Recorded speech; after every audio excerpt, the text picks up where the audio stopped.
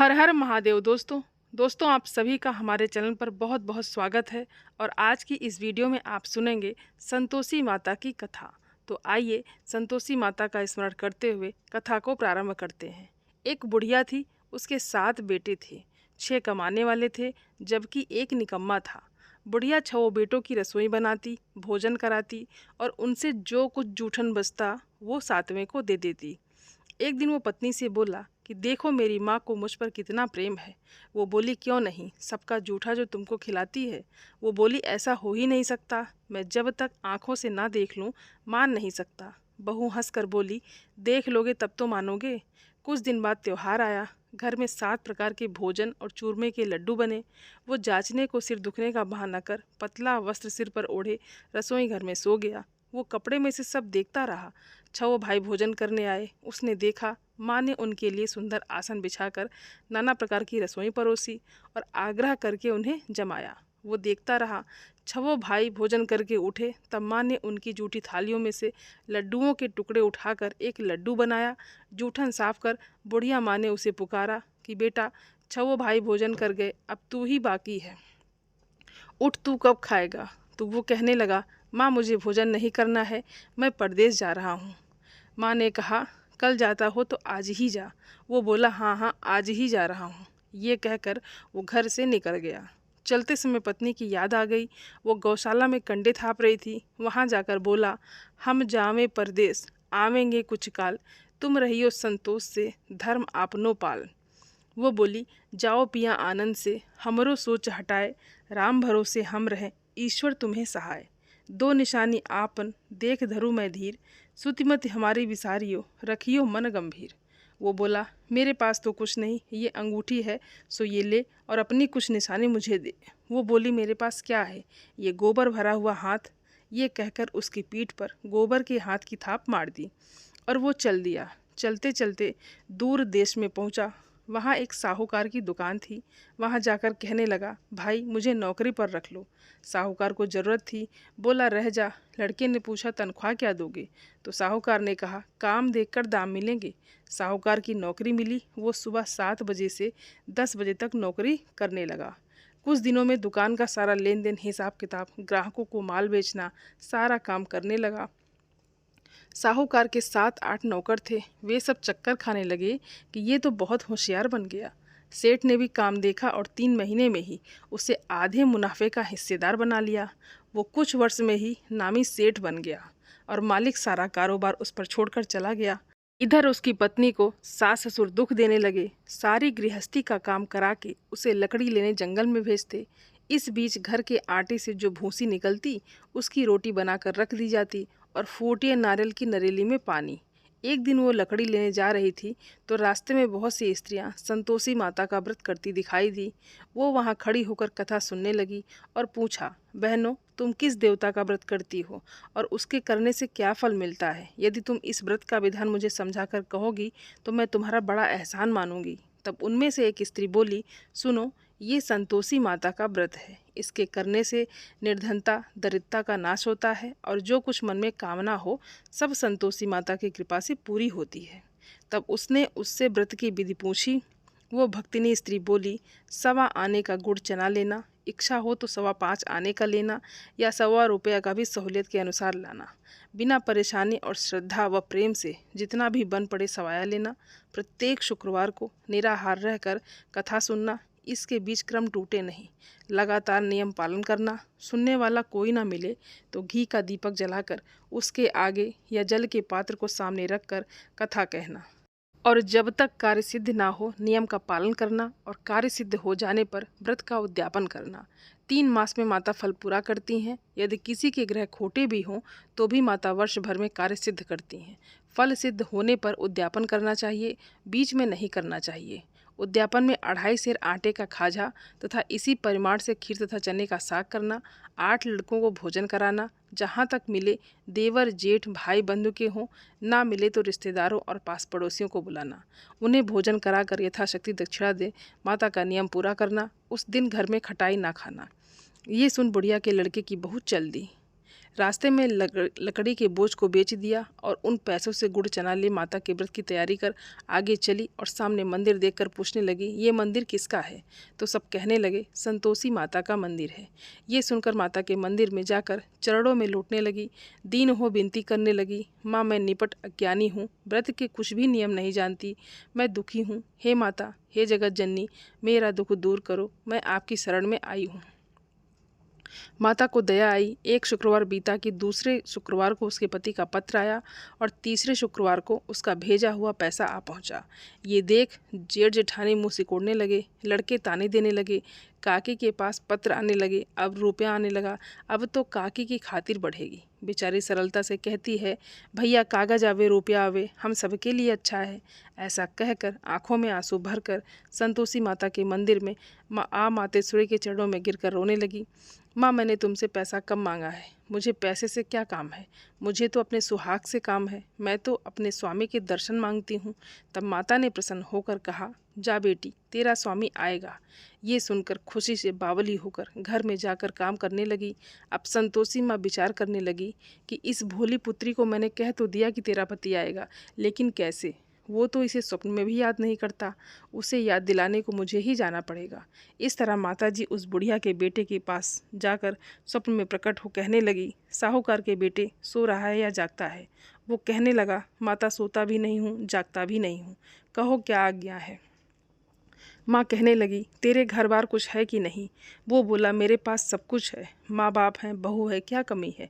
माँ बोली, भोले पुत्र तेरी बहू घोर कष्ट उठा रही है, तेरे माँ बाप उसे बहुत परेशानी दे रहे हैं, वो तेरे लिए तरस रही है, तू उसकी सुध ले। वो बोला, हाँ माताजी ये तो मालूम है, परंतु जाऊँ तो कैसे? परदेश की बात है, लेन देन का कोई हिसाब नहीं, कोई जाने का रास्ता नहीं आता, कैसे चला जाऊँ? माँ कहने लगी, मेरी बात मान, सवेरे नहा धोकर संतोषी माता का नाम ले, घी का दीपक जला, दंडवत कर दुकान पर जा बैठ। देखते ही देखते सारा लेन देन चुक जाएगा, जमा का माल बिक जाएगा, सांझ होते होते धन का भारी ढेर लग जाएगा। अब बूढ़े की बात मानकर वो नहा धोकर संतोषी माता को दंडवत घी का दीपक जलाकर दुकान पर जा बैठा। थोड़ी देर में देने वाले रुपया लाने लगे, लेने वाले हिसाब लेने लगे, कोठे में भरे सामान के खरीदार नकद दाम दे सौदा करने लगे और शाम तक धन का भारी ढेर लग गया।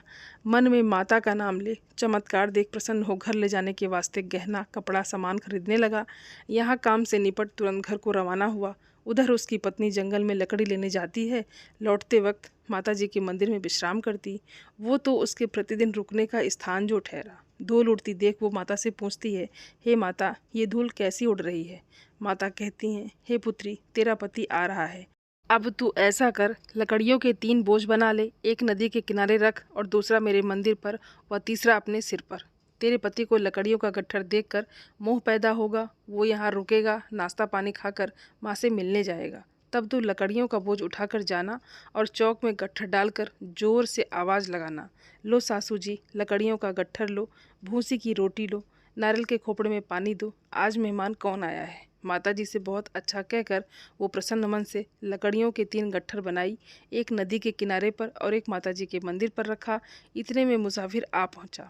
सूखी लकड़ी देख उसकी इच्छा उत्पन्न हुई कि हम यहीं पर विश्राम करें और भोजन बनाकर खा पीकर गांव जाएं। इसी तरह रुककर भोजन बनाकर विश्राम करके गांव को गया, सबसे प्रेम से मिला। उसी समय सिर पर लकड़ी का गट्ठर लिए वो उतावली सी आती है, लकड़ियों का भारी बोझ आंगन में डालकर जोर से 3 आवाज़ देती है, लो सासू जी लकड़ियों का गट्ठर लो, भूसी की रोटी दो, आज मेहमान कौन आया है।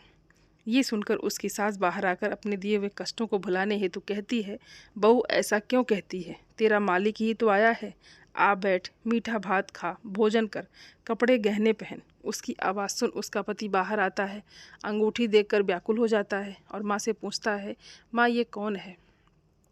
माँ बोली, बेटा ये तेरी बहू है, जब से तू गया है तब से सारे गांव में भटकती फिरती है, घर का काम काज कुछ करती नहीं, 4 पहर आकर खा जाती है। वो बोला, ठीक है माँ, मैंने इसे भी देखा और तुम्हें भी, अब दूसरे घर की ताली दो, उसमें रहूँगा। माँ बोली, ठीक है, जैसी तेरी मर्जी। तब वो दूसरे मकान की तीसरी मंजिल का कमरा खोलकर सारा सामान जमाया। एक दिन में राजा के महल जैसा ठाट बाट बन गया। अब क्या था, बहू सुख भोगने लगी। इतने में शुक्रवार आया। उसने पति से कहा, मुझे संतोषी माता के व्रत का उद्यापन करना है। पति बोला, खुशी से कर लो। वो उद्यापन की तैयारी करने लगी। जेठानी के लड़कों को भोजन के लिए कहने गई। उन्होंने मंजूर किया, परंतु पीछे से जेठानी ने अपने बच्चों को सिखाया कि देखो, भोजन के समय खटाई मांगना, जिससे उसका उद्यापन पूरा ना हो। लड़के जीमने आए, खीर खाना पेट भर खाया, परंतु बाद में खाते ही कहने लगे, हमें खटाई दो, खीर खाना हमको नहीं भाता, देखकर अरुचि होती है। वो कहने लगी, भाई खटाई किसी को नहीं दी जाएगी, ये तो संतोषी माता का प्रसाद है। लड़के उठ खड़े हुए, बोले, पैसा लाओ। भोली बहू कुछ जानती नहीं थी, उन्हें पैसे दे दिए। लड़के उसी समय हट करके इमली खटाई ले खाने लगे। ये देखकर बहू पर माताजी ने कोप किया। राजा के दूत उसके पति को पकड़ कर ले गए। जेठ जेठानी मनमाने वचन कहने लगे, लूट लूट कर धन इकट्ठा कर लाया है, अब सब मालूम पड़ जाएगा जब जेल की मार खाएगा। बहू से ये सहन नहीं हुए। रोती हुई माताजी के मंदिर में गई और कहने लगी, हे माता, तुमने ये क्या किया। हंसाकर अब भक्तों को रुलाने लगी। माता बोली, बेटी, तूने उद्यापन करके मेरा व्रत भंग किया है। वो कहने लगी, माता, मैंने कुछ अपराध किया है, मैंने तो भूल से लड़कों को पैसे दे दिए थे, मुझे क्षमा करो, मैं फिर तुम्हारा उद्यापन करूंगी। माँ बोली, अब भूल मत करना। वो कहती है, अब भूल नहीं होगी। अब बतलाओ वे कैसे आएंगे। माँ बोली, जा पुत्री, तेरा पति तुझे रास्ते में आता मिलेगा। वो निकली, राह में पति आता मिला। वो पूछी, कहाँ गए थे। वो कहने लगा, इतना धन जो कमाया है उसका टैक्स राजा ने मांगा था, वो भरने गया था। वो प्रसन्न हो बोली, भला हुआ, अब घर को चलो। कुछ दिन बाद फिर शुक्रवार आया। वो बोली, मुझे फिर माता का उद्यापन करना है। पति ने कहा, ठीक है, करो। फिर बहू जेठ के लड़कों को भोजन के लिए कहने गई। जेठानी ने एक दो बातें सुनाई और सब लड़कों को सिखाने लगी, तुम सब लोग पहले ही खटाई मांगना। लड़के भोजन से पहले कहने लगे, हमें खीर नहीं खानी, हमारा जी बिगड़ता है, कुछ खटाई खाने को दो। वो बोली, खटाई किसी को नहीं मिलेगी, आना हो तो आओ। वो ब्राह्मण के लड़के लाकर भोजन कराने लगी। यथाशक्ति दक्षिणा की जगह एक एक फल उन्हें दिया। संतोषी माता प्रसन्न हुई और संतोषी माँ की कृपा से 9वें मास में उसके चंद्रमा के समान सुंदर पुत्र प्राप्त हुआ। पुत्र को पाकर प्रतिदिन माताजी के मंदिर को जाने लगी। माँ ने सोचा, ये रोज आती है, आज क्यों ना इसके घर मैं चलूं। ये विचार कर माता ने भयानक रूप बनाया। गुड़ चने से सना मुख, ऊपर सूंड के समान होंठ, उस पर मक्खियाँ भिन भिन कर रही थी। देहली पर पैर रखते ही उसकी सास चिल्लाई, देखो रे, कोई चुड़ैल डाकिन चली आ रही है, लड़कों इसे भगाओ, नहीं तो किसी को खा जाएगी। लड़के भगाने लगे, चिल्लाकर खिड़की बंद करने लगे। बहू रोशनदान में से सब देख रही थी। प्रसन्नता से पगली बन चिल्लाने लगी, आज मेरी माताजी मेरे घर आई हैं, वो बच्चे को दूध पीने से हटाती है। इतने में सास का क्रोध फट पड़ा। वो बोली, क्या उतावली हुई है, बच्चे को पटक दिया। इतने में माँ के प्रताप से लड़के ही लड़के नजर आने लगे। वो बोली, माँ, मैं जिसका व्रत करती हूँ ये संतोषी माता है। सबने माताजी के चरण पकड़ लिए और विनती कर कहने लगे, हे माता, हम मूर्ख हैं, अज्ञानी हैं, आपके व्रत की विधि हम नहीं जानते, व्रत भंग कर हमने बहुत बड़ा अपराध किया है। जगत माता, आप हमारा अपराध क्षमा करो। इस प्रकार माता प्रसन्न हुई। बहू को प्रसन्न हो जैसा फल दिया वैसा माता सबको दे। जो पढ़े, जो हुंकारा भरे और जो कहानी कहे, उसके भी मनोरथ पूर्ण हो। बोलो संतोषी माता की जय। दोस्तों, उम्मीद करती हूँ ये वीडियो आप सभी लोगों को अच्छी लगी होगी और आप सभी सनातनी भाई बहनों से मेरा विनम्र निवेदन है, मेरे चैनल को सब्सक्राइब ज़रूर कर लें और वीडियो को लाइक और अपने फैमिली फ्रेंड के साथ शेयर ज़रूर करें। आप सभी को हर हर महादेव। धन्यवाद दोस्तों।